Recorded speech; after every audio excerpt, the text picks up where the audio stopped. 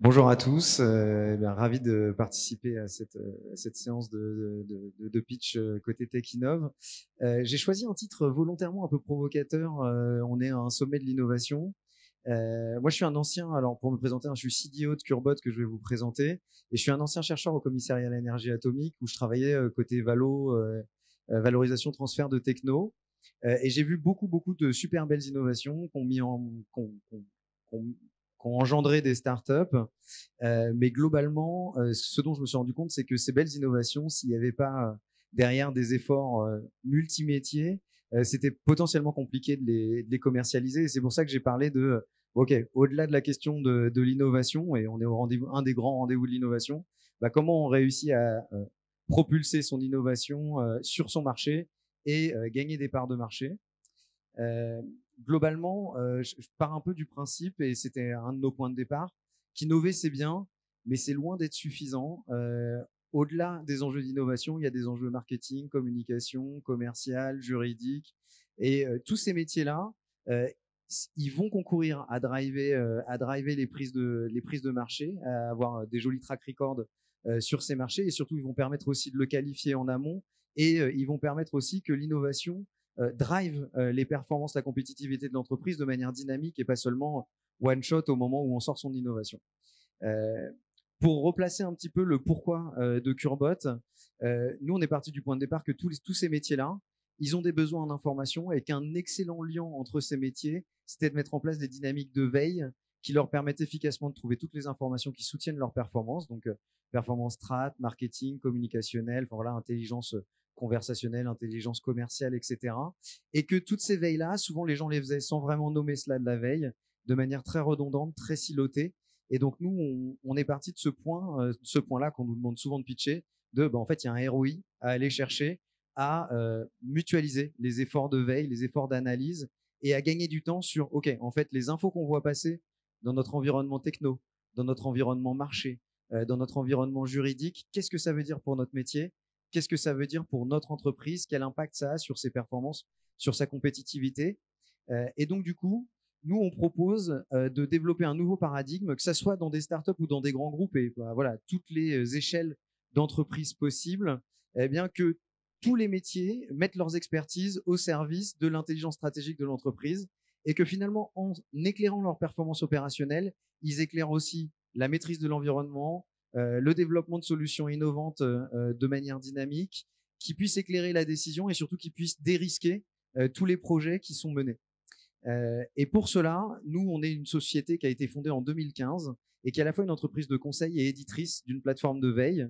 Donc du coup, bah, bien évidemment, il n'y a pas de magiciel. Donc globalement, au-delà de la plateforme de veille, il faut s'adapter à la culture, aux objectifs de l'entreprise. Donc on a toute une offre de services pour soutenir, développer et pérenniser les dynamiques de collaboration autour de l'analyse métier et transverse. Et on propose une plateforme de veille qui permet à 2 utilisateurs, 5 utilisateurs, 10 utilisateurs, jusqu'à 15 000 utilisateurs au sein du groupe Orange, bien de pouvoir ensemble surveiller les enjeux de leur métier, faire évoluer leurs connaissances, leurs compétences, soutenir l'excellence opérationnelle, mais aussi soutenir la décision stratégique. Donc du coup, on a conçu une plateforme qui est simple à utiliser. Le but, c'était de se dire, on sort des logiques où on a des plateformes expertes que personne ne veut utiliser parce qu'elles sont complexes à prendre en main, elles sont complexes à paramétrer, parce que les gens ont très peu de temps en fait pour consulter l'information quotidiennement qui a trait au business de leur entreprise et à leurs activités en tant que métier. On voulait que ce soit collaboratif by design, c'est-à-dire que par défaut, lorsque émergent des besoins informationnels, si quelqu'un mène déjà une veille, il y a une communauté qui se forme plutôt que on reproduise les silos organisationnels dans la sphère du numérique. Et on voulait aussi que tout soit très automatisé, très fluide dans la plateforme. Donc, on a décentralisé la logique de gestion des droits, on a semi-automatisé la capitalisation, les process d'analyse, de livrables et de diffusion d'informations. Et de cette manière, en fait, on amène même les processus de veille à venir alimenter les questions de prospective.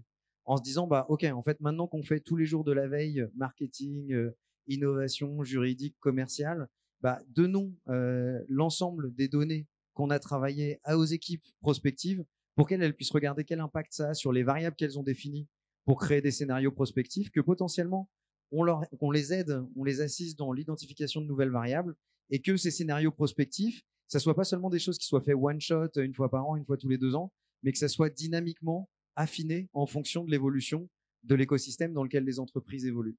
Alors c'est vrai que ça peut paraître un peu, et je vais passer sur ce slide-là, ça peut paraître un peu théorique. Pour donner un exemple un peu parlant, on a initié une dynamique d'intelligence territoriale au sein du groupe RTE. Alors RTE, c'est le gestionnaire de réseau transport d'électricité très haute tension en France. C'est lui qui fait qu'il y a un équilibre offre-demande en permanence. Et bien évidemment, RTE, il avait l'habitude d'un réseau avec des gros nœuds qui sont des productions d'électricité via centrales, barrages hydroélectriques, etc. Et aujourd'hui, il se retrouve confronté aux énergies renouvelables et donc à une grosse ramification du réseau avec potentiellement un petit champ de photovoltaïque dans une commune, de l'éolien offshore, etc. Et donc, il y avait des gros enjeux de dire il faut qu'on anticipe d'abord l'implantation industrielle parce qu'ils seront consommateurs d'électricité et l'implantation de nouveaux fonciers dédiés aux ENR. Donc, on a besoin de faire une veille sur toutes les décisions qui ont été prises à l'échelle des communes, des communautés de communes, des grandes agglomérations. On a besoin de voir s'il y a des résistances à ces projets-là.